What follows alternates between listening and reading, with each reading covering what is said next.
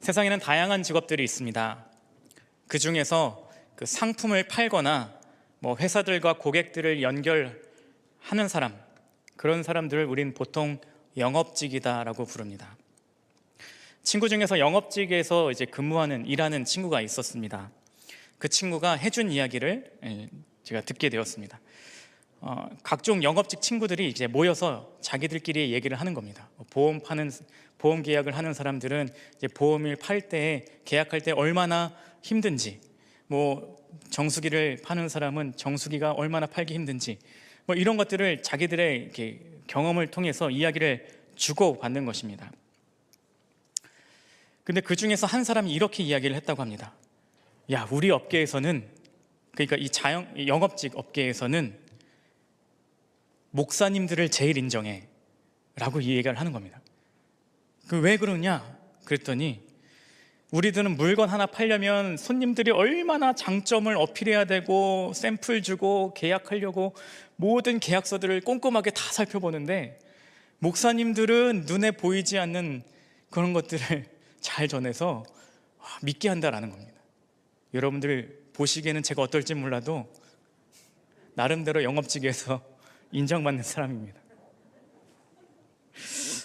이거는 제가 한 얘기가 아니니까. 그 이야기가 오늘 사실 말씀 준비하면서 계속해서 떠올라지는 것입니다.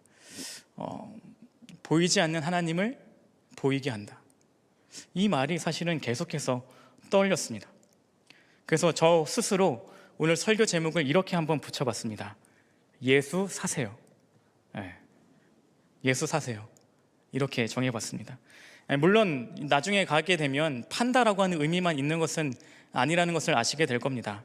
그렇지만 이 예수 사세요라는 이 말을 기억하시면서 오늘 이 시간이 은혜의 시간 되시기를 축복합니다. 자, 여러분들에게 질문 하나 드리고자 합니다. 자, 만약 여러분들의 친구나 지인이 여러분들을 찾아왔습니다. 근데 그 친구는 믿지 않는 친구들이에요. 그 친구가 여러분들에게 물었습니다. 예수님이 누구야? 예수님이 누구야? 라고 묻습니다. 자, 그러면 여러분들은 아직 믿음이 없는 친구, 교회 한 번도 안 나간 그 친구를 향하여 예수님은 누구라고 설명하시겠습니까? 자, 여러분은 예수님이 누구라고 정의하시면서 그렇게 신앙생활을 하고 계십니까? 혹시 이 질문에 대해서 대답하기 어려우십니까? 아니면 명쾌한 답을 갖고 있지 않으십니까? 혹시 머뭇거리는 분들을 위해서, 그리고 확실한 답을 갖기 위해서 이미 갖고 계신 분들을 위해서 우리가 이 찬양을 꼭 같이 해봤으면 좋겠습니다.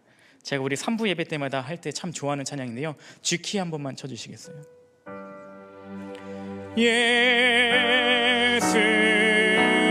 그리스도,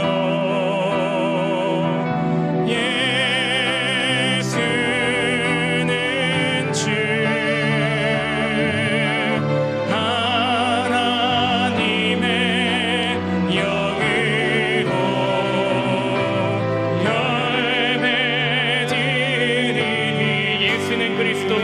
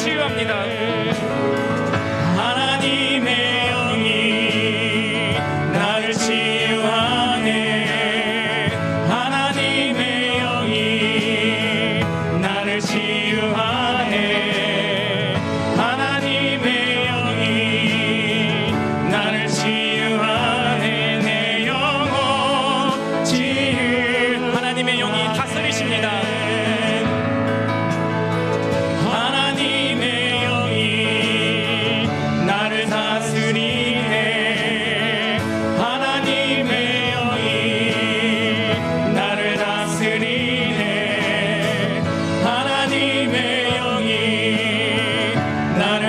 다스리네 내 영혼 다스리네.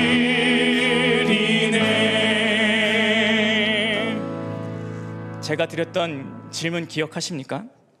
예수님이 누구냐고 물으시면 여러분들은 뭐라고 대답하시겠습니까? 우리가 예수님을 누구라고 고백하느냐, 이것이 사실은 큰 차이를 가져오게 됩니다. 예수님 당시에 바리새인들이 있었습니다. 이들은 예수님의 가르침보다 율법의 이야기들을 더 따르는 사람들이었습니다. 사두개인들은 부활을 믿지 않았고 예수님을 인정하지 않고 랍비나 율법 선생으로 고백하는 사람들이었습니다. 후에 유대교, 이슬람교, 또 그리스도교가 달라지는 이유도 예수님을 누구라고 고백하느냐에 따라서 달라지게 됩니다. 세 종교 모두 구약이라고 하는 뿌리를 갖고 있습니다만 예수님을 어떻게 고백하느냐에 따라서 다른 신앙을 믿고 고백하는 것을 보게 되죠. 유대교는 예수님을 메시아로 인정하지 않습니다. 이슬람교는 예수님을 여러 예언자 중에 하나라고 고백하고 마호메트를 오히려 메시아라고 여깁니다. 그리고 그리스도교는 예수님을 메시아, 곧 그리스도라고 고백합니다. 이처럼 예수님을 어떻게 이해하고 어떻게 믿고 고백하느냐, 이것이 완전하게 다른 모습들을 가져오게 됩니다. 자, 그렇다면 오늘날 사회는 예수님을 뭐라고 고백할까요? 아니, 예수님을 뭐라고 부를까요? 오늘날 우리 사회는 점점 예수님을 그냥 성인 중에 하나라고 고백하는 것 같습니다. 예수님의 신성은 점점 지우고 그냥 위대했던 사람, 그냥 거룩했던 사람 한 명이 왔다 갔다라고 하는 그런 모습으로 믿는 것 같습니다. 그래서 예수님의 색채를 빼려고 하는 운동들이 자꾸만 일어나죠. 우리가 잘 아는 것처럼 메리 크리스마스라고 하는 이름, 그 인사조차도 하지 못하게 합니다. 그 안에 크라이스트라고 하는 말이 들어있기 때문에 그것을 자꾸 빼는 거죠. 그래서 해피 할로데이, 윈터 페스티벌 이렇게 이야기하면서 점점 예수님의 이름을 지워가는 작업들을 해나가고 있습니다.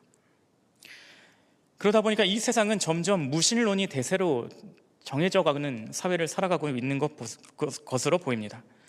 통계를 봐도요, 이전에는 기독교다, 천주교다, 불교다라고 고백하는 사람들, 그렇게 나의 종교는 무엇입니다라고 이야기하는 사람들이 많았는데 요즘에는 무교입니다라고 고백하는 사람들이 더 많은 시대를 살아가고 있습니다.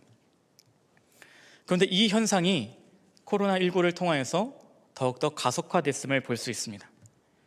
이전에는 억지로라도 교회를 나오던 사람들, 억지로라도 신앙생활을 하던 사람들이 이제는 자연스럽게 이렇게 말을 하는 거죠. 아우, 사람 많이 모이는 곳에 뭐하러 가? 거기 가면 코로나 걸려. 이렇게 이야기를 하며 나오지 않기 시작을 합니다. 그냥 온라인으로 드리면 되지 뭐 라고 하는 생각을 갖게 되는 것이죠. 그러면서 점점 신앙이 옅어지기 시작했습니다. 하나님을 의식하고 살았던 삶에서 점점 옅어지는 삶을 살게 되는 것이죠. 점점 무신론을 향하여서 가는 것입니다. 제가 교육 목사다 보니까 이런 현상을 중고등부에서도 참 느끼게 되는 것을 발견하게 됩니다. 안 나오는 아이들을 위해서 계속 신방하고 연락을 하게 되면 또 부모님을 만나서 이야기를 나누다 보면 이런 이야기를 해주는 겁니다. 우리 아이들이 자꾸 안 나오려고 해요.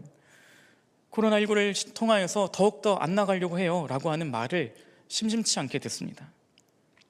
가뜩이나 청소년 시기 사춘기를 지나면서 신앙에 의심을 품는 게 원래 아이들의 패턴 중에 하나였는데 그게 코로나19를 통하여서 더욱더 당연한 듯이 그것이 너무나도 당연한 듯이 정착되고 있었고 그 아이들은 그것을 통하여서 하나님을 만날 기회조차도 잃어버린 상태로 살아가는 것들. 그래서 아이들이 점점 하나님이 계신지 안 계신지 의심 간다고 말하는 현상들이 더 많아졌음을 보게 됩니다. 이 시간은 교육 목사로서 여러분들께 꼭 부탁을 드립니다. 우리 다음 세대들을 위해서 기도해 주시기를 부탁드립니다. 진짜로 꼭 여러분들이 기도해 주시기를 부탁드립니다. 얼마나 심각해지냐면 아이들이 점점 교회는 선택이라고 생각하는 시대를 살아가고 있습니다. 점점 하나님이 계신지 안 계신지 모르겠다라고 이야기를 합니다. 온라인 예배에 익숙해져서 그냥 그 안에 있는 것이 다라고 생각하고 살아가는 시대를 살아가고 있습니다. 여러분들의 기도가 다음 세대를 살릴 줄로 믿습니다. 아멘 하신 분들 웬만하면 교사도 같이 해주시기를 바랍니다. 근데 비단 아이들만 그럴까요? 담임 목사님께서도 설교 시간에 말씀해 주셨죠. 영치 축복 예배를 위해서 각 가정의 기도 제목을 받았는데 이 기간 동안에 많이 넘어지신 분들을 발견했다라고 하는 말씀 주셨지 않습니까? 그러나 이 자리에 나오셔서 기도하시는 여러분, 또 영상으로라도 함께 하시는 분들, 이런 분들은 그럴 가능성이 적겠지만 어른들 사이에서도 심심치 않게 신앙의 넘어짐을 경험하는 분들을 보게 됩니다. 그렇기 때문에 우리가 다시 한번 이 질문을 던져야만 합니다. 예수님을 누구라고 고백하는가? 나는 예수님을 누구라고 고백하는가? 내 주변 지인이 나에게 와서 예수님에 대해서 설명해 달라고 하면 나는 무엇이라고 말할 수 있을 것인가? 이 대답을 확실하게 해야만 합니다. 다시 한번 질문해 볼까요? 여러분들은 예수님을 누구라고 고백하십니까? 오늘 본문 말씀은 로마서 10장에서 읽었습니다. 로마서를 보면 이 9장에서 11장은 유대교를 따르는 사람들을 향한 바울의 심정들을 잘 나타내고 있습니다. 그리고 하나님의 마음을 알 수 있는데요, 신약 성경에서 유대인과 헬라인에 대한 이야기들이 나오게 됩니다.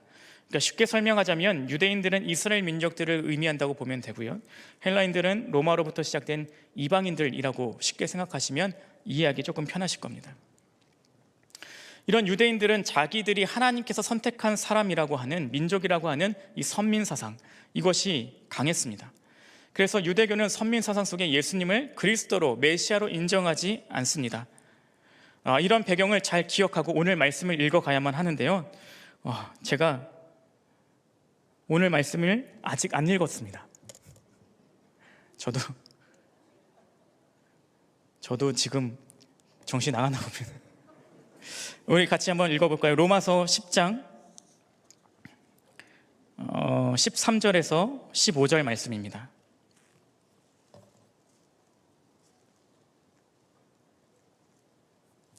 로마서 10장 13절에서 15절까지의 말씀입니다. 로마서 10장 13절에서 15절 말씀, 세 절 말씀인데 같이 읽도록 하겠습니다. 누구든지 주의 이름을 부르는 자는 구원을 받으리라. 그런즉 그들이 믿지 아니하는 이를 어찌 부르리요? 듣지도 못한 이를 어찌 믿으리요? 전파하는 자가 없이 어찌 들으리요? 보내심을 받지 아니하였으면 어찌 전파하리요? 기록된 바 아름답도다. 좋은 소식을 전하는 자들의 발휘함과 같으니라. 아멘. 오늘 말씀에 13절부터 읽었지만 12절에는 이렇게 말을 합니다. 유대인이나 헬란이나 차별이 없습니다. 한 분이신 주께서 모든 사람의 주가 되사 그를 부르는 모든 사람에게 부요하시도다. 그리고 말씀하시기를 누구든지 주의 이름을 부르는 자는 구원을 받으리라, 이렇게 말씀합니다. 이 말씀은 주라고 고백하는 사람은, 부르는 사람은 구원받았다, 이렇게 말을 합니다. 여기서 부른다라고 하는 것은 단순하게 말로만 주라고 고백하는 것을 의미하지 않습니다. 그러니까 삶 전체로 나의 모든 것을 걸고 나의 생명을 걸고 나의 주인입니다 라고 고백하는 것, 그것을 의미합니다. 이 부분에 대해서 로마서 산책이라고 한 책에서는 이렇게 고백을 하더라고요. 그분을 주로 고백한다는 것은 우리가 그분의 종임을 고백하는 것이다. 이는 교리의 고백이 아니라 충성서약이다. 그러므로 예수는 주이시다라고 중얼거리기만 하면 되는 것이 아니라 그분에게 충성할 것을 약속해야 한다. 제가 2021년 12월 마지막 주 새벽 기도회를 인도하면서 요한계시록 2장과 3장에 나오는 7교회를 대해서 설교를 했습니다. 그때 상황들에 대해서 조금 설명을 드렸었는데요, 그때 당시의 상황이 무엇이었냐면 로마 황제를 향하여서 나의 주인, 나의 주님이라고 고백하지 않으면 장사할 길, 상인 조합에 가입할 길이 막힌다라고 말씀을 드렸습니다. 그래서 그것 자체로, 내가 신앙을 지킨다고 하는 것 자체로 목숨을 건 실전이었다라고 말씀을 드렸습니다. 그러니까 여기서도 말하는 주인이라고 하는 고백이요, 사실은 그냥 쉽게 나의 주인 이렇게 쉽게 말할 것이 아니라 실제로는 충성서약, 하나님께 나의 모든 것이 주인입니다라고 고백할 수 있는 진정한 고백이 필요하다, 라는 말을 하고 있는 것입니다. 제가 이전에 이런 분을 만난 적이 있습니다. 회개하면 다 용서해 준다고 하니까 내 마음대로 막 하고 살다가 죽기 직전에 저 믿어요 라고 고백하고 죽겠다 라고 하는 분을 만난 적이 있습니다. 맞는 말이기도 하지만 참 무거운 말이기도 한 것을 기억해야만 합니다. 죽기 직전에 그 타이밍을 맞춰서 고백한다는 게 참 쉽지 않기 때문이죠. 그 고백이 또한 말로만 해서 될 것이 아니라 진정한 삶의 고백이어야 되기 때문에 그렇습니다. 그런 의미에서 우리는 다시금 돌아보게 되는 것이죠. 나의 주인으로 나는 고백하고 살고 있는가? 나의 주인이라고 고백하는가? 입술뿐만 아니라 나의 삶으로 고백하고 있는가? 세상은 나를 주인 삼아야 된다라고 이야기하는 이 시대에 나는 하나님이 나의 주인입니다, 예수님이 나의 주인입니다라고 고백할 수 있는 삶인가? 라는 것을 다시 한번 돌아봐야만 합니다. 그래서 우리가 이 시간에 찬양 한 곡을 부르기를 원하는데요, 예수를 나의 구주 삼고 라고 하는 곡입니다. 예수를 나의 구주 삼고 성령과 피로써 거듭나니 이 세상에서 내 영혼이 하늘의 영광 누리도다. 이것이 나의 간증이요 이것이 나의 찬송일세. 나 사는 동안 끊임없이 그 주를 찬송하리. 이것이 나의 간증이요 이것이 나의 간증이요 이것이 나의 찬송일세. 나 사는 동안 끊임없이 그 주를 찬송하리로다. 올해 우리 주제가 무엇이죠? 다시 예수께로 라고 하는 주제입니다. 우리가 다시금 예수님을 어떻게 고백하며 살 건지 결단해야만 합니다. 내가 주인인 삶은 고달프게 되어 있습니다. 내가 모든 것을 해결해야만 하기 때문이죠. 나의 걱정도 근심도 나의 것입니다. 그러나 하나님이 나의 주인이신 삶, 예수 그리스도를 나의 주인으로 고백하는 삶은 그것이 나의 것이 아니라 하나님의 것이 되기 때문에 그렇습니다. 여러분들의 주인은 누구이십니까? 예수 그리스도가 여러분들의 주인 되시기를 축복합니다. 그런 가운데 오늘 14절 또 15절 초반부를 이렇게 고백합니다. 그런즉 그들이 믿지 아니하는 일을 어찌 부르리요? 듣지도 못한 일을 어찌 믿으리요? 전파하는 자가 없이 어찌 들으리요? 보내심을 받지 아니하였으면 어찌 전파하리요? 아멘. 이 말씀에는 구원을 받게 되는 과정, 믿음이 생기게 되는 과정을 일반적인 순서가 아니라 오히려 역으로 적어 놓았습니다. 전파하는 믿지 않는 사람들이 어떻게 입으로 고백하겠는가? 듣지도 못한 사람들이 어떻게 예수님을 주로 고백하겠는가? 전파하는 사람이 없는데 어찌 듣겠는가? 전파하는 사람은 그것에 대한 사명감이 없는데 어떻게 전파하겠는가? 라고 하는 역으로 순서로 되어져 있습니다. 그래서 이 역으로 쓰게 된 것은 전도자를 파송하시는 하나님을 강조하기 위함이다라고 하는 글귀가 있었습니다. 그러니까 이 말씀을 통하여서 하나님께서는 복음을 주셨다는 것, 복음에 대한 확신을 주셨다고 하는 것을 다시금 말씀해 주고 있는 것입니다. 이 복음은 헬라어로 유앙겔리온이라고 하는 말을 쓰는데요, 이것은 좋은 소식이라는 뜻을 가지고 있습니다. 그러니까 이 좋은 소식을 내가 확신하며 살아야 된다는 것을 다시금 알려주는 말씀이라는 것입니다. 예수님을 주인이라고 고백하며 사는 사람은 복음 사명자의 삶을 살아가야만 합니다. 그렇다면 복음 사명자의 삶인 우리에게 가장 필요한 것은 무엇이냐면 내가 복음에 대한 확신을 갖는 것입니다. 내가 복음의 확신을 가져야 전파할 수 있게 되기 때문입니다. 제가 지금은 너무 얌전해 보이잖아요. 아닌가요? 네. 그런데 어렸을 때는 엄청난 개구쟁이였습니다. 그래서 그런가 목사 안수를 받을 때가 되었을 때 제가 이제 목사 안수를 받는다고 하는 그 소식이 제 모교회에도 전파되었습니다. 그랬더니 어떤 권사님이 말씀해 주셨다고 합니다. 아니 성혁재가 목사님이 됐어? 라고 이야기를 했답니다. 왜냐하면 그분 머릿속에는 제가 엄청난 개구쟁이로만 기억되어 있기 때문이라고 합니다.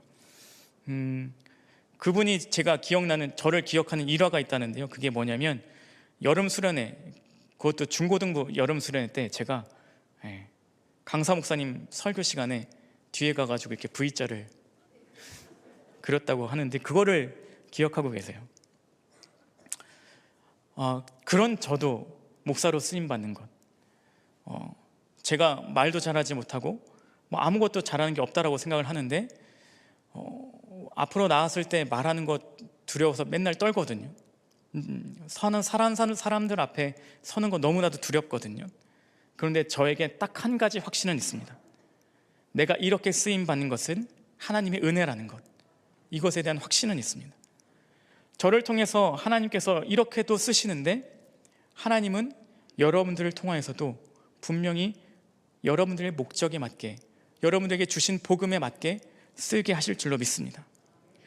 이 복음, 하나님께서는 우리를 너무나도 사랑하셔서 예수 그리스도를 우리에게 허락해 주셨고, 그 예수 그리스도가 십자가에 달려 돌아가심으로 우리를 죄를 용서하여 주셨고 하나님의 자녀가 되는 권세를 주셨다고 하는 이 복음을 우리가 먼저 누려야만 합니다. 그래야 전할 수 있기 때문이죠. 그래서 우리의 모든 것이 사실은 은혜임을 고백하며 살아가야만 합니다. 그런데 우리가 점차 말씀 앞에 무너지는 것, 세상 앞에서 자꾸만 무너지는 것, 그 이유가 어찌 보면 이 복음을 자꾸 잊어버리기 때문은 아닌가라는 생각을 해보게 됩니다. 일상에서 지는 것, 복음을 자꾸 잊어버리기 때문입니다. 관계에서 무너지고 사회 어려움 속에서 무너지는 것, 내가 그 복음을 자꾸 잊어버리기 때문입니다. 나에게 없는 것만 바라보기 때문입니다. 하나님이 이미 나에게 사랑으로, 엄청난 사랑으로 주신 것을 잊어버리고 나에게 없는 것만 바라보는 거죠. 하나님, 저에게 이거 없는데요? 하나님, 저에게는 왜 이걸 주지 않습니까? 왜 나에게는 이런 어려움만 주십니까? 이미 내가 하나님의 자녀로서 구원받았다고 하는 사실은 잊어버린 채 나에게 없는 것만 바라보며 넘어지는 것이죠. 그렇기 때문에 우리가 가장 먼저 회복해야 되는 것은 바로 복음입니다. 예수 그리스도를 통하여 내가 하나님의 자녀가 되는 권세를 주셨다고 하는 이 엄청난 복음과 은혜를 누려야만 한다라는 것입니다. 이 복음을 경험하지 못하면, 이 복음을 내가 다시 회복하지 못하면 우리는 점차로 무너질 수밖에 없는 것이죠. 아모스 8장 11절은 이렇게 말을 합니다. 주 여호와의 말씀이니라. 보라, 날이 이를지라 내가 기근을 땅에 보내리니 양식이 없어 주림이 아니며 물이 없어 가람이 아니요 여호와의 말씀을 듣지 못한 기갈이라. 여호와의 말씀을 듣지 못한 기갈이라. 이 말씀이 설교 준비하는데 엄청난 무거움으로 다가왔습니다. 여호와의 말씀의 기갈, 내가 복음을 누리지 못하고 나에게 없는 것만 바라보며 그 말씀의 은혜를 누리지 못하는 것은 내가 기갈을 경험하고 있는 것은 아닌가? 나에게 없는 것만 바라보며 내가 점차로 메말라가는 것은 아닌가라는 것을 다시금 생각해 보게 되는 것입니다. 17절은 이렇게 말을 합니다. 그러므로 믿음은 들음에서 나며 들음은 그리스도의 말씀으로 말미암았느니라. 우리가 먼저 복음을 누려야만 합니다. 복음을 누려야지 내가 전할 수 있기 때문에 그렇습니다. 여러분들의 삶에 어려움이 찾아왔습니까? 여러분들의 문제 앞에 계속해서 무너지십니까? 그렇다면 이 복음의 은혜를 먼저 회복하시기를 기도하시기를 축복합니다. 그리고 그 은혜를 누리기를 바랍니다. 하나님의 자녀가 되는 권세를 주셨고 그것을 값없이 주시는 은혜가 있음을 기억하며, 하나님, 나의 안에 복음을 다시 한번 회복시켜 주시옵소서. 내가 이 말씀을 붙들고 기갈의 삶이 아니라 하나님의 은혜가 넘쳐나는 삶으로 살겠습니다 라고 하는 고백이 여러분들에게 있기를 바랍니다. 21절은 이렇게 말을 합니다. 이스라엘에 대하여 순종하지 아니하고 거슬러 말하는 백성에게 내가 종일 내 손을 벌렸노라 하였느니라. 이 말씀을 통하여서 하나님의 마음을 알 수 있습니다. 하나님은 계속해서 여전히 지금도 우리를 팔 벌려 기다려주고 계시다는 것입니다. 유대인들은 지금 예수님을 주인으로 고백하지 않고 복음을 거부하고 있을지라도 하나님은 계속해서 손 벌리고 기다리시는 사랑의 마음을 보여주고 있다는 것입니다. 마치 탕자의 비유 속에서 아버지의 마음으로 계속해서 기다려주는 것입니다. 주님은 오늘도 우리를 기다려 주십니다. 두 팔 벌려 기다려 주십니다. 우리가 어떤 모양이라도, 어떤 모습일지라도 주님 앞에 다시 돌아오기를 바라고 계신다는 것이죠. 내가 복음을 경험하지 못하고 복음을 잊어버렸을지라도 주님은 여전히 우리를 두 팔 벌려 기다리고 계십니다. 그 품 안에 안기시기를 축복합니다. 우리는 살아가다 계속해서 넘어집니다. 연약해집니다. 좌절하고 낙심하고 살아갈 때도 있습니다. 그러나 우리가 기억해야 된다는 것, 하나님은 여전히 우리를 사랑하시고 그 복음을 회복하는 것은 내가 주님 품 안에 안길 때 가능하다는 것입니다. 또다시 우리가 기억해야 되는 말씀이 있습니다. 15절에 기록된 말씀입니다. 기록된 바 아름답도다. 좋은 소식을 전하는 자들의 발이여함과 같으니라. 좋은 소식, 복음을 전하는 자들의 발이 아름답다라고 말씀하십니다. 왜 복음을 전하는 자들의 발걸음이 아름다울까요? 죄인을 구원하시기 위해 복음을 주신 하나님의 행사를 전하기에 그 발걸음이 아름다운 것이죠. 예수님을 어떻게 고백하는가? 마태복음 1장 21절은 이렇게 고백합니다. 그가 자기 백성을 저희 죄에서 구원할 자이다. 우리가 복음을 전하는 자의 아름다운 발이 되는 것은 생명을 전하는 자의 발걸음이기 때문에 그렇습니다. 우리가 이렇게 말씀을 전하기 위해서 묵상하는데 이 부분이 이렇게 묵상이 되는 것입니다. 우리는 복음 전도자다. 우리는 좋은 소식을 전하는 자다. 우리는 주님의 발이다 라고 하는 것이 묵상되기 시작했습니다. 우리 같이 한번 따라해 볼까요? 나는 복음 전도자입니다. 나는 주님의 아름다운 발입니다. 여러분들은 그렇다면 어디에 복음을, 좋은 소식을 전해야만 할까요? 요한복음 20장 21절은 이렇게 말씀합니다. 예수께서 또 이르시되 너희에게 평강이 있을지어다. 아버지께서 나를 보내신 것 같이 나도 너희를 보내노라. 예수님은 성경 곳곳에서 말씀하십니다. 회복되었니? 그렇다면 일어나 가라 라고 계속해서 말씀하십니다. 내 침상을 들고 일어나 가라. 고침을 받았으면 가라. 계속해서 말씀하셨습니다. 그 이유가 무엇일까요? 그 복음을 이제는 전하는 아름다운 발걸음으로 살라는 것입니다. 네가 복음을 경험했니? 주님의 능력을 경험했니? 그렇다면 이제 일어나서 걸어가 그 복음을 전하면서 살라는 것입니다. 그런 면에서 여러분들은 여러분들의 삶에 하나님께서 보내신 선교자입니다. 여러분들 가정에 신앙의 슬럼프를 겪는 분들 있습니까? 여러분들은 그 사람을 위하여 보내신 복음 전도자입니다. 여러분들 가정에 아직 복음을 전하지 못하고 경험하지 않고 계속해서 교회 가기를 거부하는 사람들 있습니까? 여러분들은 여러분들 가정에 보낸 하나님의 복음 전도자입니다. 여러분들의 삶이 흔들리는 사람이 있습니까? 그러면 여러분들은 여러분들 삶에 하나님께서 보내신 복음 선교자입니다. 여러분들 지인과 친구들 중에 신앙이 흔들리는 분 있습니까? 여러분들은 그 친구들을 위하여서 선교를 받은 주님께서 보내신 복음 선교자입니다. 선교라고 할 때 선교는 복음을 전하지 않고는 견딜 수 없는 마음을 담고 있습니다. 그렇다면 여러분들은 여러분들 경험한 하나님을, 여러분들 경험한 예수 그리스도를 여러분들의 삶에서, 여러분들의 가정에서, 여러분들의 직장에서, 여러분들을 향하여서 여러분들을 필요로 하는 사람들 찾아가서 전해야만 한다라는 것입니다. 그리고 두 팔 벌려 여전히 기다리시는 하나님의 마음을 전하는 사람이 되어야만 합니다. 복음에는 생명이 있습니다. 그리고 그 하나님의 마음이 담긴 가치가 있습니다. 성경 어느 곳에도 이것이 쉬운 길이다, 태평성대한 길이다 라고 말하지 않습니다. 오히려 그 말씀은 어렵고 좁은 길이라고 이야기를 합니다. 주님께서 여러분들을 여러분들의 가정에 보내신 복음 선교자인 줄로 믿습니다. 여러분들은 여러분들 주변의 사람들을 향하여서 보내신 복음 선교자인 줄로 믿습니다. 그 삶이 쉽지 않을 겁니다. 어렵습니다. 험난할 것입니다. 그러나 우리가 살아내야 되는 천국의 가치가 있는 삶인 줄로 믿습니다. 제가 순종에 대해서 설명하는 말이 있습니다. 우리가 할 수 있어서, 감당할 수 있을 것 같아서 하겠다라고 말하는 것은 순종이 아니다. 그것은 수락이다. 순종은 내 뜻대로 내 상황에서 쉽사리 받아들일 수는 없으나 하나님께서 주시는 미션이기 때문에, 하나님의 좋은 소식이기 때문에 감당하는 것이 순종입니다. 하나님께서 우리에게 원하시는 삶은 수락의 삶이 아니라 순종의 삶이라는 것이죠. 제가 이 말씀을 준비할 때 계속해서 떠올려지는 장면이 있었습니다. 바로 재확신하는 그런 장면들이었습니다. 우리는 세례식을 할 때 세례를 다시금 재확인하는 시간을 갖습니다. 왜 그러겠습니까? 주님의 은혜를 다시 되새기기 때문에 그렇습니다. 우리가 매주일 왜 사명을 선언합니까? 계속해서 기억하는 것이죠. 무의식 중에 실천하는 것이기 때문에 그렇습니다. 17절은 이렇게 말을 합니다. 그러므로 믿음은 들음에서 나며 들음은 그리스도의 말씀으로 말미암는다. 오늘 우리가 복음을 누리고 전하는 삶을 살기를 축복합니다. 제가 오늘 설교 제목을 예수 사세요라고 하는 제목으로 정했다고 했습니다.